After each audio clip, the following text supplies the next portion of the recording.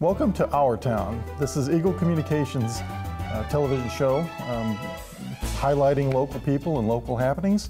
And today we have some special guests with us. I'm James Holland, your host. I'm filling in for Dennis Weiss, who's on a well-earned vacation. Today we have with us three crew members from the USS Eisenhower. We have Captain Kyle Higgins. Hi, James. Good to see you. Pleased to meet you. You too. We have Lieutenant Blake Harpel, and then we have Chief Petty Officer James Long down in the end there. I think we'll just go ahead and kick it off with Captain Higgins and kind of tell us a little bit about the USS Eisenhower. I know you come back every year, and for our viewers, just kind of cover what the aircraft carrier does, the population, just some basics on that. More than happy to, James. Well, everybody, really want to say thank you for having us here in Abilene. It really is a pleasure for us to be here to experience where Dwight D. Eisenhower grew up, spent his boyhood home, and certainly how, who the ship was named after and how we act in his memory. So Dwight D. Eisenhower is a Nimitz-class nuclear-powered aircraft carrier. She's roughly 1,000 feet long, 4.5 acres on the flight deck. So several football fields for putting things into context, and weighs over 90,000 tons. So a very large ship as we go through the oceans. She's manned by about 3,000 sailors. So on an average day, we'll have somewhere between 2,800 and 3,000 permanently aboard Dwight D. Eisenhower. And then when the air wing comes out, which is really our powerful punching arm, the other part of why we actually exist as an aircraft carrier, they bring about 2,000 more people. So all said and done, Dwight D. Eisenhower's total population on a normal operational day is close to 5,000, which is the size of many small towns in the United States. Yep. And all of the services that we have on board are designed to sustain that floating city from an electrical power plant's perspective, a sewage plant, sewage treatment, food, laundry, steam, people, aircraft. Really is an amazing opportunity, amazing ship, and an incredible opportunity for me to actually be in charge of that. Yeah, absolutely. And I think being a sailor, people kind of have in their mind what that is, but I know when you're working with a population that large, like you said, it's a floating town, basically. There's lots of different occupations, so there isn't any one thing that a sailor does. So kind of talk a little bit about some of those unique things that that people may not think about. You bet. Well, first thing I'd like to say that our Command Master Chief says all the time, and this is an absolutely true statement, that we actually have the best men and women that America has to offer in the service, and certainly serving on board Dwight D. Eisenhower. It's a privilege to work with them each and every day. When you look at the varying skills and what everybody does out there for the normal day-to-day job, we have brilliant engineers, both in the conventional side, engineering plant, so refrigeration, air conditioning, normal engineering, piping type disciplines, down to the nuclear engineering disciplines. Those are, some of the smartest folks that we have around the ship that do an incredible amount of work with our nuclear reactors and our systems down there. Some of our youngest folks, believe it or not, actually work on the flight deck, the most dangerous place to work. Right. In most industrial areas, and their average age is about 22. And they do all of the plane directing, all of the plane handling, and all the maintenance of the equipment that we have up there to get the aircraft on and off the ship. Not to be outdone, as we get into a much more commercial, computerized, networked service, our computer technicians, our information technicians, and the people that keep our weapons systems up to date and current, they're truly brilliant. Yep. And I'm really glad that I never had to compete with them for anything that I ever did, because they're much smarter than I am. And it's an absolute pleasure to watch them do their job every day. Down to the individuals that actually make our food, stock our shelves, and just take care of what most people consider the background parts of the ship, yep. Administrative functions and things like that. So it's a wide variety of disciplines and folks that actually make that entire ship work. Yeah, absolutely. And you're here here in Abilene at the Eisenhower Presidential Library Museum because the Eisenhower Foundation is awarding leadership awards, and to operate a facility, let's just call it a facility, the way you do, takes leadership at all levels. It does. And That's where 2 award recipients are here today for that reason. And your home port is Norfolk, Virginia. And you've been in port for quite a while now. We have. Correct? We are finishing up a maintenance phase. So we've been in the shipyard for a little over a year, trying to repair and put together the ship so she can go back out again and do the nation's business. We're winding down on the major industrial part of the fixing of the ship, and we are into the training of the crew and the qualifications of the crew so we can get ready to go back out to sea and like I said, start doing the nation's business, because the nation needs us and we need to be out there. Yeah, absolutely. Absolutely. So the flight deck, which as you mentioned is the most dangerous job, are the aircraft, you have aircraft that are based on the aircraft carrier themselves? They will be, that's correct. Okay, but you also, do you have the Air Force frequently uses fighter planes and whatnot on the deck? No, they can't. Our aircraft in the Okay. Navy are specially designed to land on ships at sea. So if you compare, much like, we can look at Joint Strike Fighter, for example. There are 3 variants of Joint Strike Fighter, 2 of which are maritime variants. One the Marine Corps flies, which is vertical takeoff and landing, much like their Harrier replacement. And the other is the F-35 Charlie version, or C version. That's the Navy version. That's the conventional catapult land on an aircraft carrier version.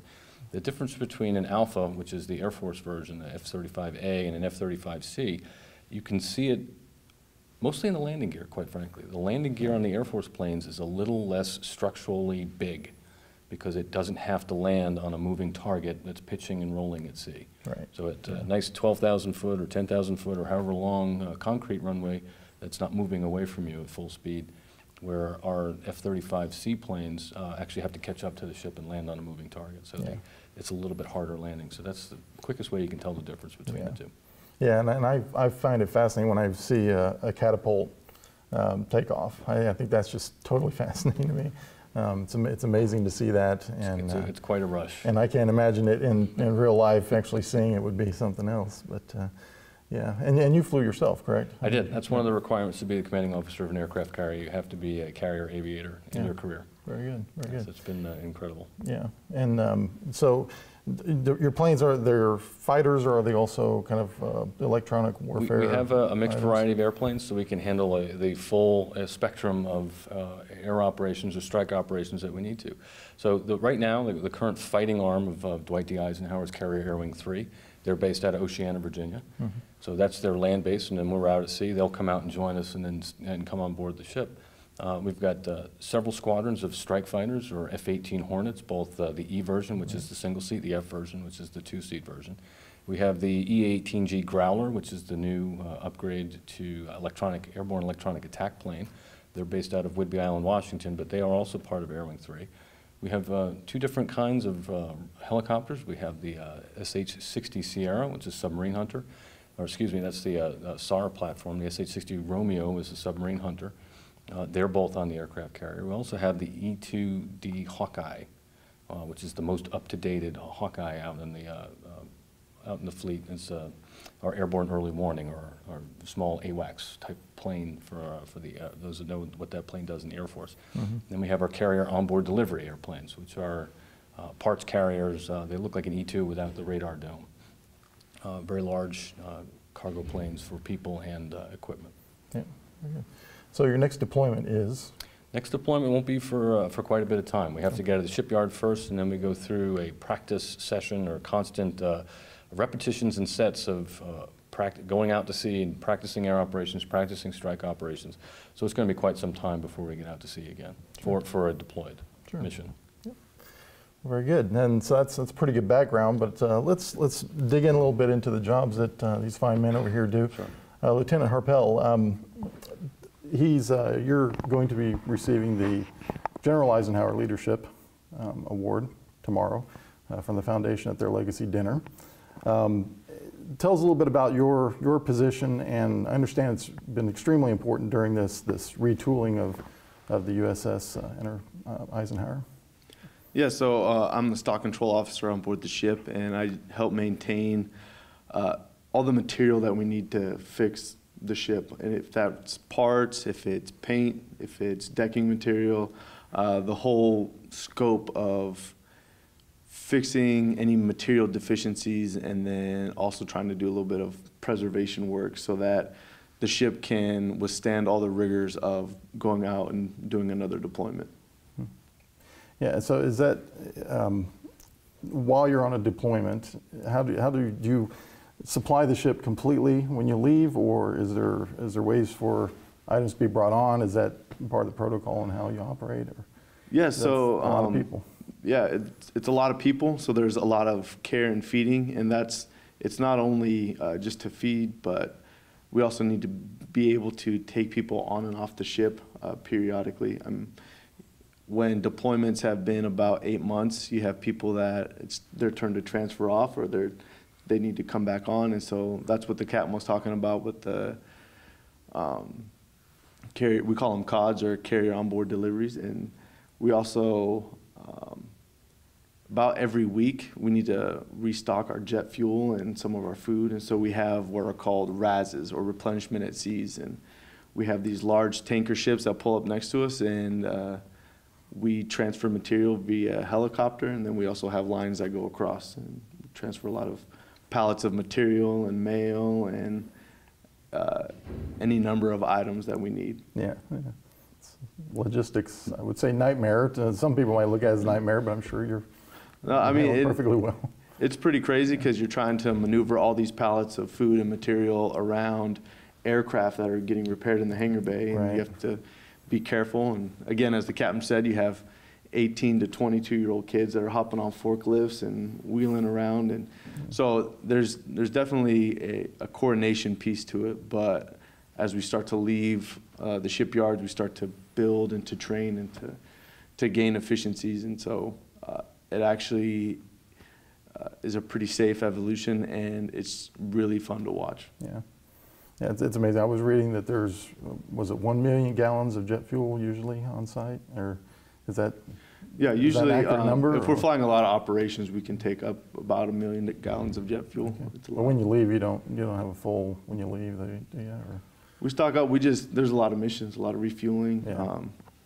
So, and then we actually end up, when we get underway, Captain talked about, we get underway with a couple other ships, and so we end up helping them if they run low on supplies or any sort of material that we can transfer parts or food to them as well. Yeah, that's awesome. That's wonderful. And pass the mic on down there to Chief Petty Officer Long.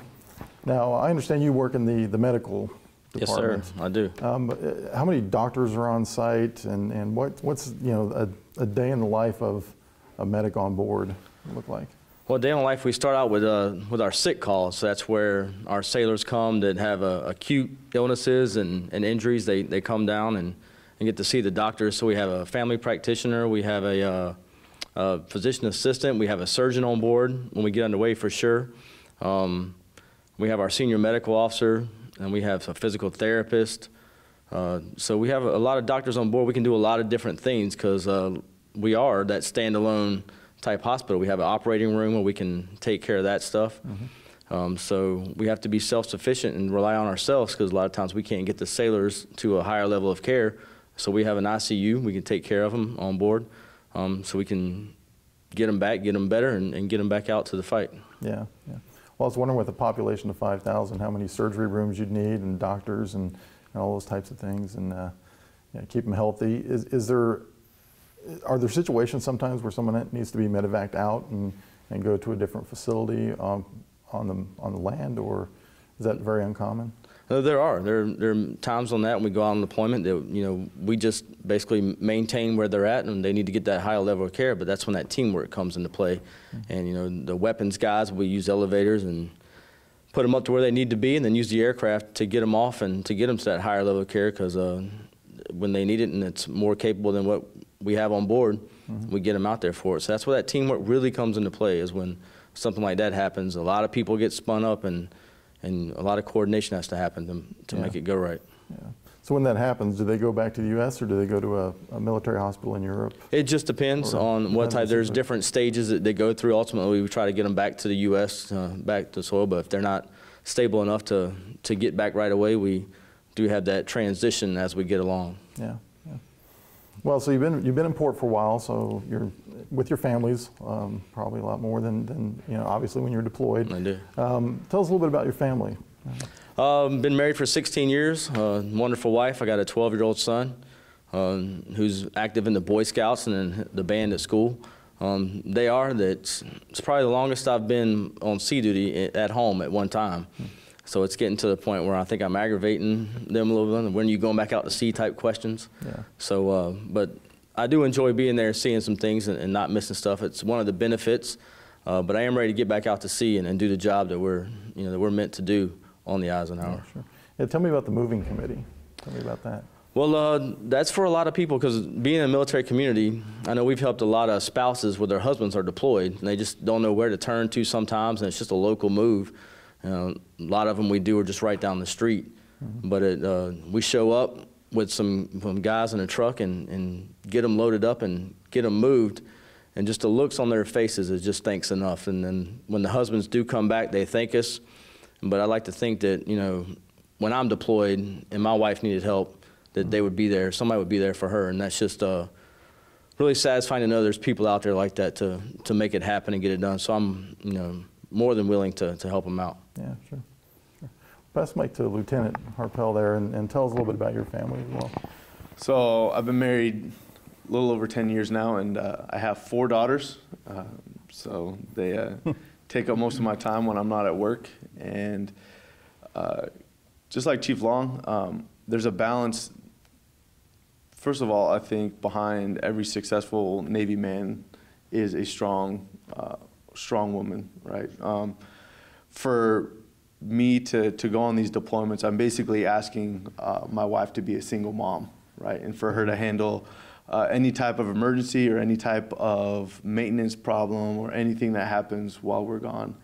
And it runs the gambit from, car insurance to car repairs to broken lawnmowers. And when you live in a military community, you have that support network, but at the end of the day, you're still asking them to do a lot. And so she has definitely been a huge proponent for me and has been the backbone of my success. Yeah, very good.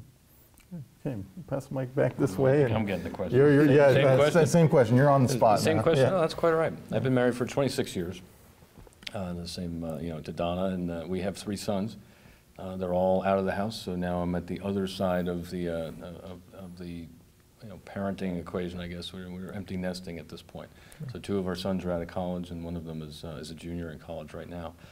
And I have to reiterate both what Chief and Lieutenant said. The spouse never agreed to be both mother and father to the child or to the children or by themselves for that kind of length of time. Whether it's workups, the coming and going, getting ready for deployment, or the constant departure on the deployment, the spouse is left behind doing everything. And it's even more than single parent, because now there's an expectation that they actually still interact with the job in the Navy at the same time that they're trying to do all of those spouse duties and the parental duties and running 3 different people to different sporting events and school events and so on and so forth. So the importance of the Navy family now. When we're on Dwight D. Eisenhower, we're our own family of 5,000. The families back home, we have some support networks out there that are specifically tied to Dwight D. Eisenhower to help that family relationship going, whether it's through our ombudsman program or our family readiness group programs or a few other spouse support group programs from Fleet and Family Services. They're out there to support that network at home that they didn't raise their hand and say that they'll support the Constitution against all enemies, foreign and domestic. They're just happen to be married to somebody who did. Yeah. And they're along for that part of the trip. And it can be a fantastic journey so long as we that wear the uniform, that do this, understand and respect their sacrifices that they make every single day. Sure, sure. Yeah, and I was a military dependent for 22 years while my dad was in for 22.